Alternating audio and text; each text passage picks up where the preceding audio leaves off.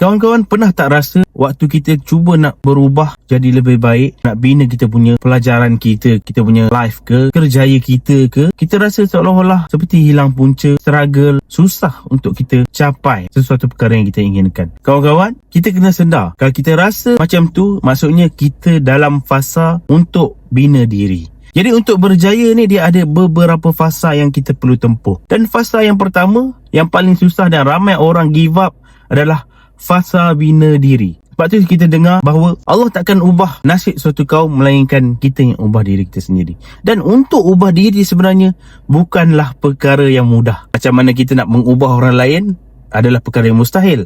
Tapi untuk ubah diri pun sangat susah. Dan ramai orang yang give up dengan diri mereka sendiri. Kerana tanpa kita sedar, sebenarnya kita sedang berlawan dengan diri kita sendiri untuk menjadi orang yang lebih baik. So, jangan give up, jangan stress, just enjoy the process. Konsisten lakukan apa yang kita perlu lakukan hari-hari. InsyaAllah bila kita jadikan rutin, benda yang susah dia akan senang. Dan bila kita dah settle fasa untuk bina diri, kita akan mula rasa hasil sebab kita membina diri, dan seterusnya kita akan pergi ke fasa-fasa yang seterusnya. Semoga bermanfaat. Jangan lupa follow saya dan share video ni supaya lebih ramai orang dapat manfaat.